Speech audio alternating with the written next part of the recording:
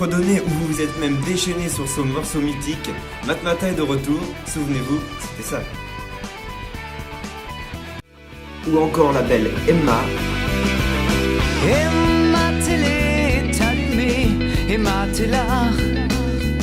Et dire que ma journée est à peine entamée. Enfin, il nous laissait en 2008 avec La Cerise. Ce ne sera que la cerise.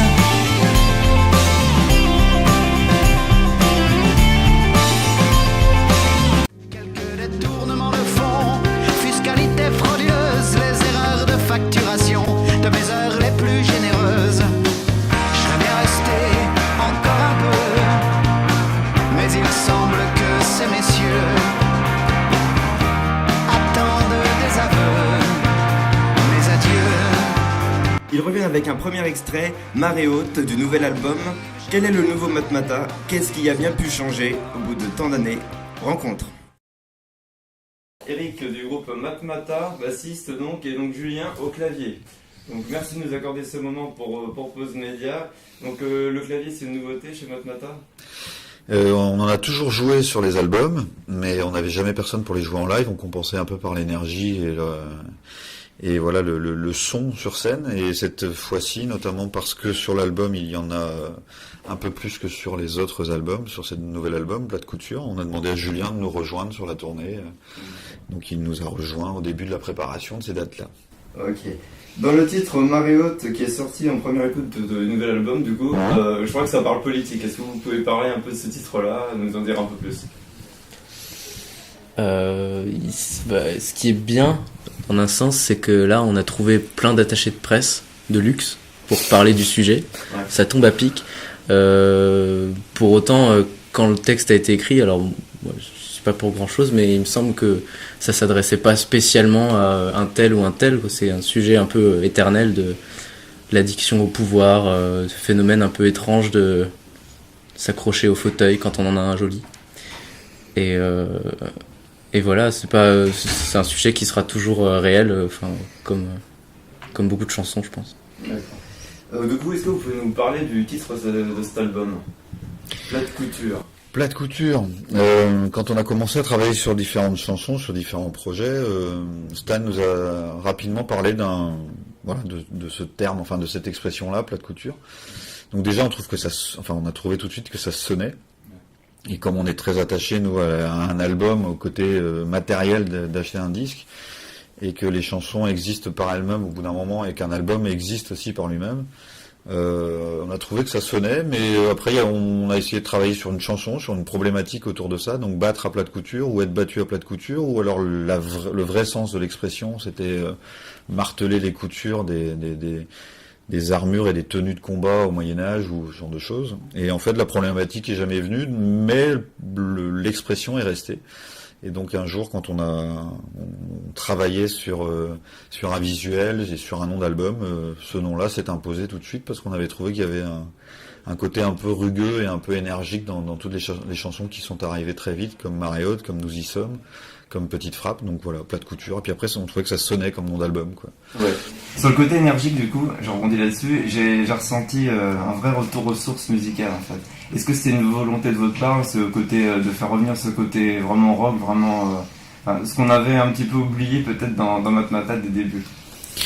Une volonté, pas forcément. On a toujours pris les albums comme un instantané de ce qu'on est à une époque donnée. Il s'avère que en 2008, on a arrêté de travailler avec, on a arrêté le groupe et on a donc arrêté de travailler avec Samy, le précédent guitariste. Et que là, quand on a commencé à travailler avec Emmanuel Barou, qui nous a rejoint, on lui a dit, on veut pas quelqu'un qui va faire du Samy, parce que Samy a marqué la première époque du groupe, mais il y a d'autres façons de faire de la guitare, donc on voulait déjà qu'il arrive avec une autre approche. Il s'avère qu'il a une approche totalement différente de la guitare. Et qu'après, ça faisait des années qu'on n'avait pas fait de concert, ça faisait des années qu'on n'avait pas branché des amplis et joué, donc on avait cette espèce d'excitation assez viscérale et urgente d'avoir des tempos élevés, d'avoir des chansons qui pouvaient être taillées pour le live. Donc, mais c'était pas une volonté. On peut décider, franchement, de la couleur d'un album. Là, on s'était dit, on va revenir avec des thèmes hyper légers et tout, du genre. voilà, la vie est belle, et puis on s'est aperçu qu'on n'avait pas forcément dans les textes, là-dessus c'est un échec. Dans les textes, on n'avait pas forcément envie ou la matière à raconter que voilà. Aujourd'hui, on est tous concernés par le monde dans lequel on vit, à l'échelle de nos proches, de nos familles, de notre pays, de notre continent, de notre terre, de notre civilisation. Voilà. Donc voilà, c'est plus un album concerné et énergique, mais je pense qu'on a encore une nouvelle fois absolument pas tenu le cahier des charges, à part celui de se dire qu'on voulait des tempos un peu enlevés, et pas de descendre trop les tonalités comme certains qui reviennent et qui finalement font que du mou parce qu'ils n'ont plus l'énergie pour rebalancer des watts. Donc voilà, on n'est pas revenu pour vendre des melons. D'accord. Est-ce que votre inspiration a évolué au fil de ces dernières années avec l'actualité ou d'autres événements? L'avantage d'avoir eu une pause de 7 ans, 8 ans, enfin voilà, ça dépend si on tient compte de l'arrêt entre la dernière date et la première de ce retour, ou le temps de préparation de cet album, parce que ça se fait pas en 2 jours, quoi. On a vécu, on aspirait, quand on s'est arrêté, à retrouver une vie normale. Donc après on a vu les choses qui se sont passées, donc finalement ça nous a donné beaucoup de matière à discussion. De ces discussions sont nés des thèmes de chansons, et après Stan nous a proposé des textes, donc encore une fois, voilà, c'est une histoire de conscience de ce qui se passe. Donc c'est ce qui peut manquer d'ailleurs d'une tournée, d'un album à l'autre, c'est qu'on n'a pas le temps de vivre autre chose que du bus, des attentes dans des loges, des private jokes de 15 gugus dans un bus en colonie de vacances. Et là, on a eu 8 ans pour vivre normalement, et quand on s'est retrouvés, quand on s'est rencontrés, et quand on a commencé à travailler sur cette tournée, sur l'album et sur cette tournée, on s'est aperçu qu'on avait tous envie de parler des Peshmerga, qu'on avait tous envie de donner un avis sur certains comportements, de donner un avis sur des représentants politiques qui nous représentent, qui ne sont pas dignes de nous représenter. Voilà, donc un propos de groupe. Encore une fois, ce temps finalement nous a permis d'avoir, avant de commencer l'album, je crois qu'on était à 29 titres. Ah oui. Donc voilà, ça veut dire que on a déjà de la matière pour passer au suivant. Ça a été difficile de choisir les morceaux, c'était évident. Nous, on n'a pas pu choisir. C'est les chansons qui s'imposent d'elles-mêmes. Voilà, à partir du moment où il se passe quelque chose entre une musique, un arrangement, une couleur musicale et un texte, la chanson, elle va au bout. Nous, après, on ne la maîtrise plus, en fait. Et puis il y a d'autres chansons, une qui était prête, qui a été enregistrée, et on n'arrivait pas à lui trouver sa place dans l'ordre de l'album, et on s'est dit que si on n'arrive pas à trouver sa place, c'est peut-être qu'elle n'a pas sa place. Donc on l'a gardée, on l'a mis de côté. C'est ce qui nous avait permis, quand on a sorti le coffret pour les 20 ans de la création du groupe, d'avoir des inédits qu'on avait enregistrés, mais qui, peut-être pas sur cet album-là. Il y a une chanson du 2e album aussi qui s'appelle Out, qui est une des toutes premières chansons composées par Mad Mata, et donc qui aurait dû figurer dans le premier album, mais qui, la couleur musicale, c'était pas le bon moment, donc on l'a gardé, puis on l'a sorti sur l'album d'après. Donc là, peut-être que certains des projets qu'on avait créés pour cet album-là figureront sur un prochain album. On verra bien. D'accord. Au bout de 8 ans, vous avez dit, donc vous avez pris 8 ans pour revenir. Le retour, c'est un véritable événement. On entend partout parler de ce retour. Est-ce que du coup, vous avez d'ores et déjà le projet de continuer sur la longueur, à continuer Mad Mata, dans plus de régularité, par exemple, dans les sorties d'albums, ou sur les concerts, ou là vous savez que vous tournez 1 an, par exemple, ou 6 mois, et après on ne sait pas encore.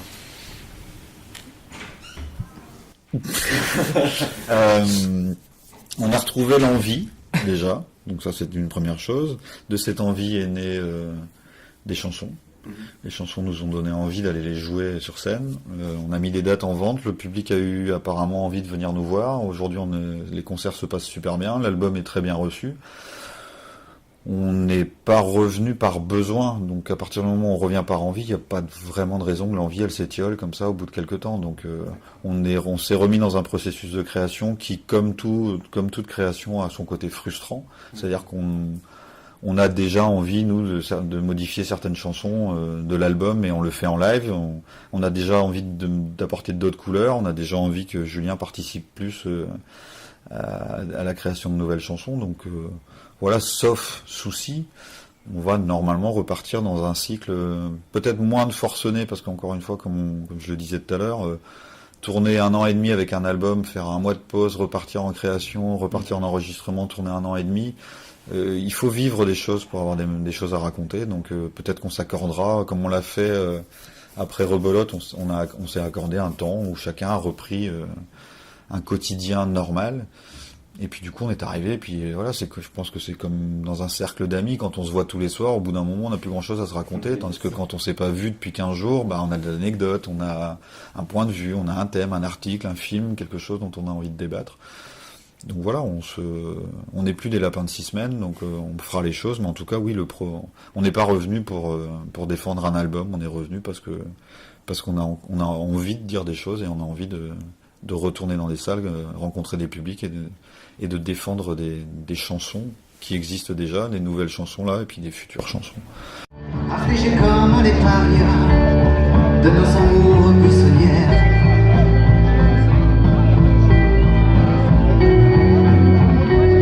se déposer juste là, entre le ciel et la terre.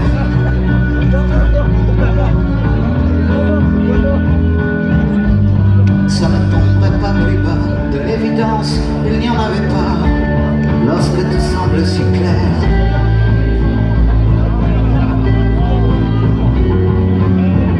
À l'évidence, on n'en voulait pas, beaucoup trop jeune et bien trop fier. Est-ce que vous vous considérez comme un groupe engagé ? Non, parce qu'on n'a pas de couleur politique, on fait aucun prosélytisme, on est un groupe concerné et conscient. Voilà. Donc, et encore une fois, on essaye d'avoir un propos de groupe, c'est pas un artiste avec des musiciens, et à la limite l'artiste peut dire voilà ma couleur politique, voilà ma religion, voilà ce que j'aime manger, voilà ce que j'aime comme comportement, voilà les causes que je défends, ce genre de choses. Nous on doit avoir un propos de groupe. C'est-à-dire qu'à partir du moment où un thème est abordé et que quelque chose est raconté dans une chanson, celui qui chante d'accord, mais les 4 autres derrière, ils doivent envoyer donc on doit être d'accord. Donc déjà, on n'est pas tout le temps d'accord. Même si on n'a jamais été aussi d'accord que depuis qu'on l'est. C'est bien ça, non ? Tu peux noter. Voilà. Et engagé, non, parce qu'on n'a jamais, je pense qu'on le fera jamais. On connaît la force et la puissance d'un micro, donc le fait de pouvoir dire des choses à des gens, que ce soit à la radio ou en live, on pourrait s'en servir mais voilà, on fait pas de politique. On n'est pas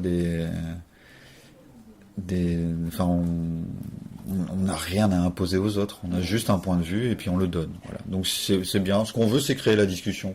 Donc même avec une chanson du premier album qui n'est jamais sortie en single, qui a jamais été mise en avant, comme l'Apologie, aujourd'hui il y a des gens qui viennent encore nous dire moi je suis pas d'accord, je fume pas, je trouve ça complètement con de fumer, mais en même temps je suis assez d'accord que si l'État prenait des sous là-dessus, ça serait en vente dans les pharmacies, comme tu peux aujourd'hui te défoncer la tronche avec des médicaments et boire de l'alcool, et que tout le monde trouve ça normal, le petit verre, l'alcool mondain comme on dit. Donc voilà, on traverse la Méditerranée, les rapports sont différents par rapport à ça, mais on a donné notre point de vue, on n'a jamais fait de prosélytisme là-dessus. Quel rapport vous entretenez avec le public ? Est-ce que vous avez hâte de le retrouver ? Et en dehors de la Bretagne surtout, quel rapport vous avez avec le public ? Est-ce qu'il n'y a pas un petit côté chauvin quand même, ou vous avez plus plaisir à jouer à certains endroits ? Oula. Je dirais pas ça. Le public est, du peu de dates que j'ai fait là pour l'instant, le public est assez différent à Brest et en Bretagne du reste. Ça vient probablement du fait qu'il y a une présence sur la durée du groupe en Bretagne qui fait qu'en fait il est dans le paysage. Les chansons sont connues, mais les musiciens sont connus, le groupe est connu. C'est une espèce de présence qui est là, qui est installée, alors que quand on arrive pour jouer, je sais pas, à Valence, à Nîmes ou en Suisse, on est identifiable, je crois, comme un groupe qui vient de Brest. Et ça change les rapports par rapport à être un groupe qui vient de Brest, qui joue à Brest, et les Brestois ils écoutent pas comme les écoutent les Suisses par exemple. Et après c'est une rencontre à chaque fois, tous les soirs, donc des fois on arrive en se disant ce soir parce que la salle, parce que la ville, parce que on Parce y a qu'on déjà n'a pas joué joué. depuis 2 jours aussi. Voilà, En enfin, fait, vraiment, il y a plein de raisons qui font que... des fois ça marche très. Mais en fait, je pense que c'est un rapport plein de sincérité. C'est-à-dire que nous, on fait des chansons pour les jouer devant les gens, pour les jouer avec les gens, pour qu'ils participent. On a envie qu'ils chantent, qu'ils bougent, qu'ils pogotent, enfin voilà, on a besoin d'eux. On compose l'essence même des chansons est liée au fait d'avoir un rapport à un public. Donc bah c'est comme dans une soirée quoi. Des fois t'arrives, tu rentres dans une salle, il y a 50 personnes, tu sors une blague, tout le monde est mort de rire, et puis des fois tu fais un bide. Donc on est sur une sincérité humaine de rencontre. Donc voilà, il y a des fois ça se passe d'une manière presque magique, il y a des fois c'est un peu plus dans l'adversité, il y a des fois on est nous dans un état où on a envie juste d'envoyer les watts vraiment et puis de montrer que qu'on est là parce qu'on sent que le public c'est ça qu'il a envie, on sent qu'ils ont tous les mâchoires serrées, qu'ils ont envie que ça pète. Il y a d'autres fois on sent qu'ils ont envie qu'on raconte que des conneries, donc voilà, ça devient rire et chanson, mais c'est jamais la même chose. Et après par rapport à la Bretagne, il faut pas se leurrer, nul n'est prophète en son pays. On fait partie de la famille du public breton, ils ont l'impression qu'ils nous connaissent depuis le tout début. Donc ils nous pardonnent pas grand-chose, mais en même temps ils sont là. Et à côté de ça, il y a des bastions. À chaque fois qu'on a joué dans l'Est de la France, à chaque fois, enfin, ça s'est bien passé partout, et surtout sur cette tournée-là, parce que finalement, comme on a la liberté artistique de choisir où on veut aller jouer, voilà, si vraiment il y a un endroit où ça s'était très mal passé, ou un pays, on n'y retournerait pas. Et en fait, comme on retourne partout, c'est que ça s'est bien passé partout. Okay, très bien. J'ai vu, il y a pas mal de jeunes là qui vous attendent déjà. Est-ce que vous avez l'impression d'avoir un nouveau public, de conquérir de nouveaux fans ? C'est un constat. C'est que quand on a mis en vente les premières dates, avec cette espièglerie d'abord d'annoncer juste un Olympia, mais avec des affiches uniquement à Brest, histoire de les garnements qui vont sonner à la porte et qui se cassent en courant. On s'attendait à ce que ce soit le public de l'époque qui ait envie de retrouver le plaisir d'être dans une salle pour un de nos concerts. Et en fait, dès les premières dates, on s'est aperçu que c'était un public qui n'est pas en âge d'avoir eu les autorisations parentales de venir nous voir en concert jusqu'en 2008, quoi. Donc on ne sait pas si ce sont les enfants, les petits frères, les petites sœurs, mais il y a en tout cas un nouveau public qui nous suit, parce que je pense qu'il y a des vidéos qui tournent sur YouTube, parce qu'il y a encore des chansons qui sont jouées dans les... On a de la chance d'avoir des chansons qui ont traversé une chanson comme Lambé, comme l'Apologie, ont été écrites en 93 et 95, et aujourd'hui encore, on est dans le top 3 des chansons rock en boîte de nuit, voilà, donc forcément on a une nouvelle génération qui connaît, mais qui sait même pas trop à quelle époque c'est sorti et pourquoi. Donc oui, on voit que le public a rajeuni. C'est frais pour nous, et on retrouve aussi des têtes connues qu'on avait laissées en 2008. Donc on est les plus ravis, parce que c'est primordial pour un groupe d'avoir un renouvellement de public à chaque fois qu'on sort un disque, surtout quand on met 8 ans pour en écrire un, quoi. Sans en dévoiler trop, vous n'êtes pas obligé. Est-ce que vous pouvez nous dire si vous jouez des anciens titres ? Est-ce que les fans vont pouvoir entendre d'anciens titres, ou alors on va être basé sur beaucoup de nouveautés ? Est-ce qu'on dévoile ? Bon, c'est vachement plus facile de monter une setlist quand on a 5 albums. Oui. Voilà. Donc on a été chercher les titres qu'on avait envie de jouer dans chaque album. On a été chercher les titres qu'on pense que le public voulait dans chaque album. Et dans le dernier, on en défend 7. Donc sur 11 titres, c'est quand même pas mal. Mais charité bien ordonnée commence par soi-même. Donc il y a des titres qu'on apprécie de jouer très égoïstement parce que nous on prend notre pied, et puis on s'est même pas posé la question de savoir comment le public allait réagir. On en a besoin pour se mettre vraiment dans le concert. Et puis il y en a d'autres, on sait qu'on les offre au public et qu'après le spectacle il est pour nous, parce que dès qu'on balance le premier accord de Lambé, on sent les gens qui flashback 98, on est champion du monde, et youpi, et il fait beau, voilà. Donc à part nous on devient spectateur à ce moment-là de l'onde et des incidences et des interactions entre le public et cette chanson. On est juste les interprètes d'une chanson que le public nous a vraiment volé en 98 en disant Lambé c'est à nous, comme l'Apologie, comme plein de titres. Donc on joue des titres de chaque époque, de chaque album.